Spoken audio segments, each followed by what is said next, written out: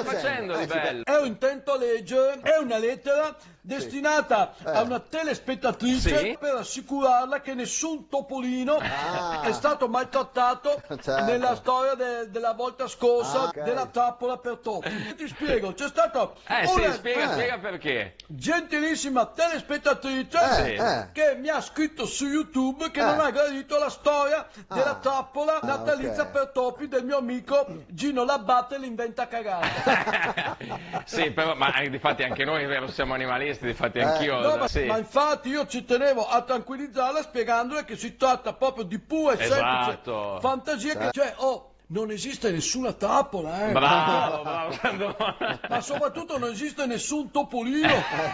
Anzi, ho qui appunto la lettera del topolino che me l'ha data lui, topolino inesistente, che mi manda a testimonianza che è stato lui che ci ha dato il permesso di essere citato come topo fantasia. Leggi. Allora, cara cosa, Ross e qualcosa. Ma sì, no, vabbè, stai sul vago, insomma.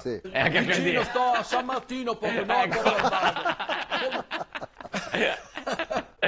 allora, sono il topolino e ci tenevo a tranquillizzarti che nessuno mi ha messo su nessuna trappola natalizia di Gino L'Abate l'inventa cagata. Bene. Per il semplice fatto che la trappola non esiste. E anche se ti sto scrivendo non esisto nemmeno io.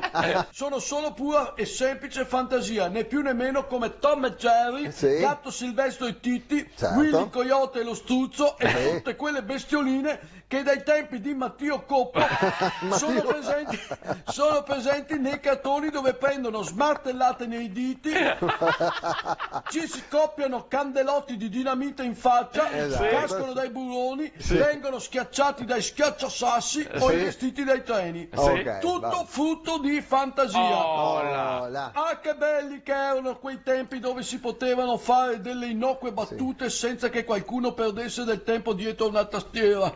Dove la fantasia non veniva scambiata per realtà e dove la comicità era libera di spaziare in lungo e in largo, poteva far ridere o meno, ma era libera come Tom e Jerry, come Gatto Silvestro e Titti, come Willy e lo Struzzo, come questo topolino, come Gino L'Abate l'inventa cagate, come Sandrone, Mitti e Tony e tutto l'ordine sacerdotale. Quindi dai, rivolgi le tue rimostranze a chi realmente maltratta gli animali e fatti una risata che quella fa sempre bene. Ha ragione. Ciao dal topolino di fantasia. Dov'è il panettone? Dov'è il pandoro? Ecco, spero che la nostra amica ora sia più serena e promettiamo che nelle prossime fantasie useremo solo i simesi. Ma dai, ma poveretti, ma perché? Aspetta, forse nemmeno quelli. Dai. No.